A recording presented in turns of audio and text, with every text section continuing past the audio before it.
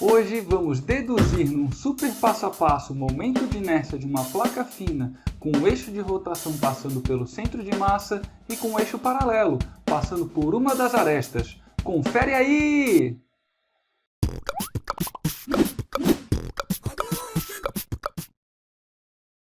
Bom, para resolver esse problema, nós vamos considerar que a placa fina possui um eixo de rotação que está passando pelo centro de massa. Ou seja, você pode imaginar que uma haste tal que ela está saindo do seu dispositivo ou entrando do seu dispositivo, de tal maneira que essa placa fina pode girar ao redor dessa haste. Essa nossa placa fina ela também tem lados, que eu estou chamando aqui de lado B e lado A, ou seja, uma placa retangular de lado A e B. Ela tem uma certa massa e uma certa área que ela está ocupando também, de tal maneira que, como isso aqui é um retângulo, essa placa fina, a área dela é simplesmente base vezes altura, lado A vezes lado B. Ainda nós vamos considerar que a nossa placa tem uma densidade superficial de massa uniforme e constante, de tal maneira, por exemplo, que se eu pegar a massa total dessa placa e dividir pela área total que ela está ocupando, isso vai dar um valor sigma, que é a densidade superficial de massa dela. Ou ainda, se nós pegarmos um infinitésimo de massa, como esse aqui que está na figura, e dividir pelo infinitésimo de área que ele está ocupando, afinal ele é um infinitésimo de massa, então ocupa um infinitésimo de área. Se nós dividirmos o infinitésimo de massa dele dividido pelo infinitésimo de área que ele ocupa, continua dando o mesmo valor sigma, a mesma densidade superficial de massa. Para resolver esse problema, nós vamos partir da equação que define o que é o momento de inércia na física, que nada mais é do que a integral de r² vezes a diferencial da massa. Bom, podemos observar, por exemplo, que se eu pegar um diferencial de massa, ele vai estar a uma certa distância aqui, de tal maneira que se a gente fizer essa conta, r² vezes a diferencial da massa, dá um valor aí qualquer. Porém, se pegarmos outro diferencial de massa, obviamente ele está a uma outra distância do centro de rotação. E o valor dessa conta aqui, r² vezes esse outro diferencial de massa, vai dar um outro valor. Eu teria que fazer essa soma para todos os infinitésimos de massa dessa placa, ou seja, ia dar uma conta muito grande, demora muito. E é por isso que nós vamos resolver o problema então com técnica de integração. Bom, se fosse uma integral simples, por exemplo, r² vezes dr, ou seja, a função que a gente está integrando já está em função da própria variável da integral, seria fácil de resolver. Mas não é esse o caso. A gente tem uma função que depende de r e a integral é em função da diferencial da massa. Ou seja, para resolver esse problema, temos que achar de alguma maneira alguma relação da massa com a variável r. E é isso que a gente vai fazer agora. Bom, uma maneira é nós considerarmos uma situação que já entendemos o nosso problema, que ela é retangular, então vamos considerar que a nossa diferencial de massa, para facilitar a nossa vida, também é um infinitésimo de massa muito pequeno e de formato retangular. De tal maneira que esse formato retangular ele tem um comprimento dx, um infinitésimo de comprimento no eixo x, e um infinitésimo de comprimento no eixo y. De tal maneira então que podemos escrever que a diferencial da área é simplesmente a base vezes a altura desse retângulo, que vai ser dx vezes dy. Nós podemos substituir esse resultado na equação que descreve a densidade superficial de massa, de tal maneira que ficamos que a densidade superficial de massa vai ser igual ao diferencial da massa dividido pela diferencial da área, que é dx vezes dy. Ainda podemos substituir no lugar da densidade superficial de massa, a densidade superficial de massa descrita em função da massa total pela área total, uma vez que a densidade superficial é constante, não interessa se a gente escreve como massa total sobre área total ou diferencial da massa dividido por diferencial da área.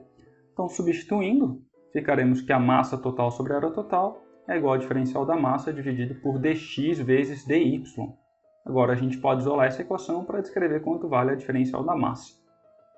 Ficaremos então que a diferencial da massa é a massa total dessa placa fina, dividido pela área total, vezes dx vezes dy.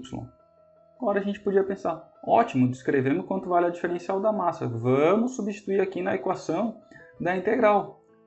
Putz, aí você vai dizer, por a integral em função de r², não é de dx e dy ainda. Porém, se nós repararmos bem no nosso problema, a gente pode escrever essa variável r também em função de x e y. Lembrando que aqui assim a gente forma um triângulozinho, e através do teorema de Pitágoras, nós conseguimos escrever então quanto vale r ao quadrado em função de x e y. Então, usando o teorema de Pitágoras, está lá, r ao quadrado igual a x quadrado mais y ao quadrado, e portanto a gente consegue escrever essa integral toda em função da variável dx, dy e o r de x e y. Então está aqui a integral montada. No lugar de r ao quadrado, substituímos x quadrado mais y ao quadrado. E está aqui esse pedacinho da substituição. E no lugar da diferencial da massa, que aparece na integral, substituímos por massa total sobre área total, dx dy. Pronto, está montada a integral em função das variáveis de integração, dx e dy, e a função depende de x e y que a gente está integrando. Então está montado.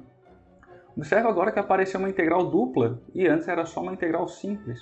Mas é claro, quando a gente descreveu a diferencial da massa, apareceu as variáveis dx e dy. Bom, outra coisa que está faltando para a gente conseguir resolver essa integral é definir os limites de integração. Considerando que o nosso eixo de rotação está passando aqui pela origem do nosso sistema, atravessando essa tela desse dispositivo que você está assistindo esse vídeo, então nós podemos dizer que o limite de integração da variável dx, por exemplo, vai variar de menos a sobre 2 até a sobre 2, que dá um total de a. De maneira similar, podemos fazer para o limite de integração da variável y. Podemos dizer que varia de menos b sobre 2 até b sobre 2, que dá um total aqui de b. E assim a gente tem a nossa integral com os limites de integração já definidos e também já separados aqui nessa integral, Pode observar que aquilo que a gente fez foi fazer a massa total dividido pela área, vezes x ao quadrado, dx dy. Está aqui e está aqui o dy. Por que ele ficou sozinho? Porque quando multiplicamos todo esse termo pelo primeiro, que é o x ao quadrado, aqui não tem nenhuma variável em relação a y. Então ficou simplesmente dy aqui, com seu limite de integração b dividido por 2, menos b sobre 2, e para o limite de integração de x, ficou a sobre 2, a menos a sobre 2. Da mesma maneira, para o outro termo em y ao quadrado, está lá abertas as integrais também, de maneira similar.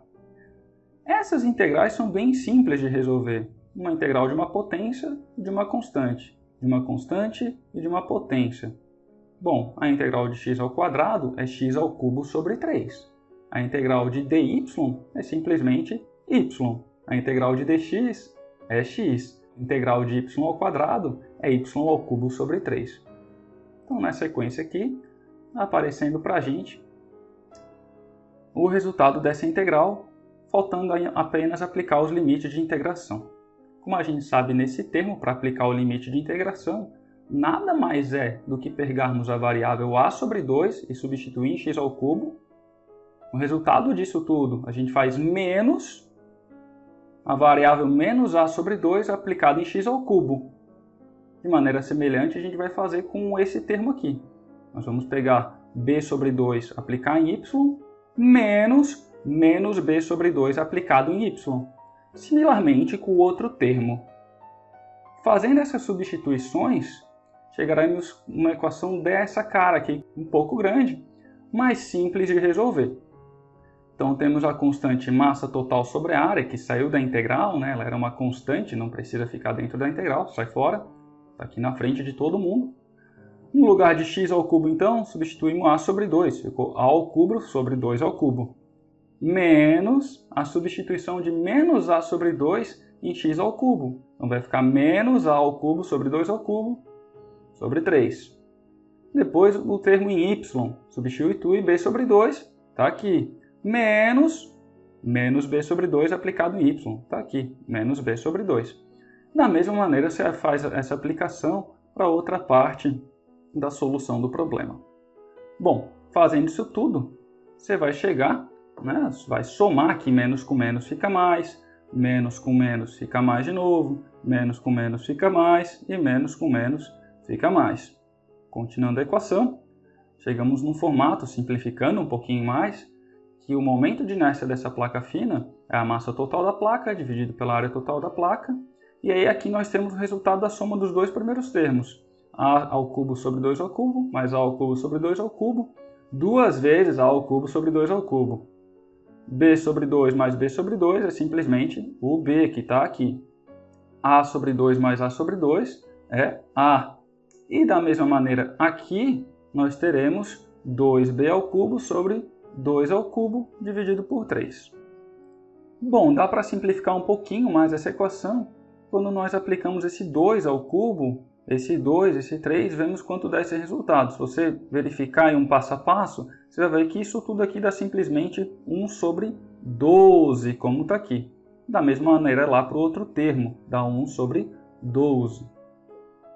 Bom, se nós lembrarmos que a área total da nossa placa é lado vezes lado, ou seja, A vezes B, podemos substituir aqui na área e chegamos nesse termo aqui assim.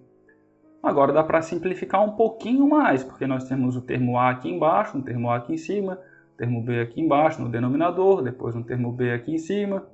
Então dá para simplificar um pouco mais essa equação. Simplificando um pouco mais, nós vamos chegar num resultado que o momento de inércia vai ser a massa total vezes A ao quadrado sobre 12 mais B quadrado sobre 12.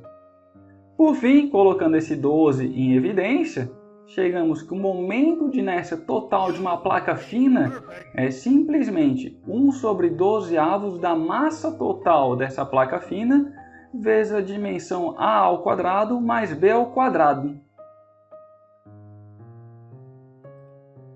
Bom, para resolvermos o momento de inércia também de uma placa fina, só que agora com o eixo de rotação passando por umas arestas dessa placa, ou seja, considera agora que tem um eixo atravessando o seu dispositivo, né, o seu display aí, a sua tela, bem nesse ponto onde eu estou colocando o mouse, e que essa placa fina pode girar ao redor desse eixo.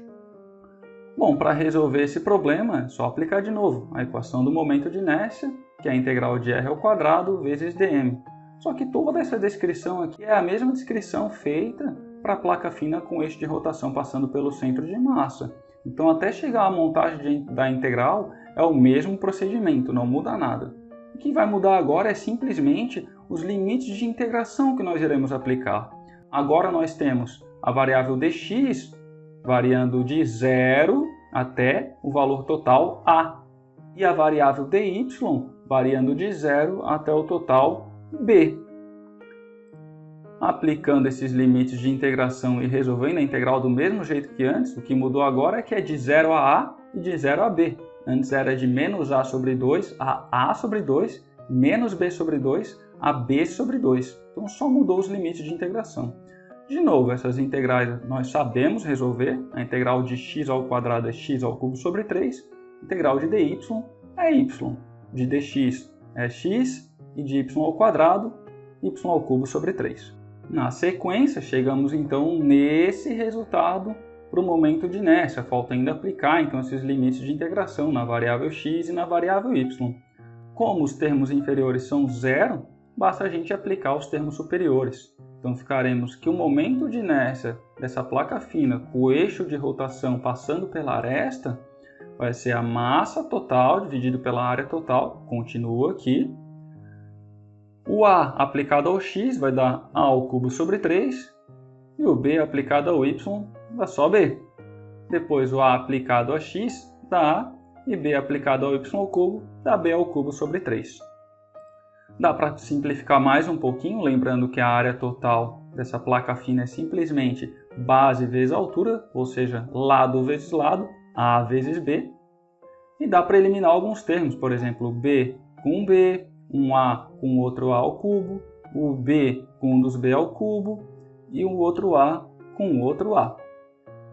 Bom, fazendo isso tudo, nós chegamos que o momento de inércia dessa placa fina com o eixo de rotação passando na aresta é a massa total vezes A ao quadrado sobre 3 mais B ao quadrado sobre 3. Colocando esse 3 em evidência, nós chegamos no resultado final que o momento de inércia de uma placa fina com o eixo de rotação passando na aresta é simplesmente 1/3 da massa total dessa placa fina vezes o lado A ao quadrado mais o lado B ao quadrado. Deixe sugestões de deduções e exercícios, curta esse vídeo, inscreva-se no canal e ative o sininho de notificações para novos conteúdos. Valeu!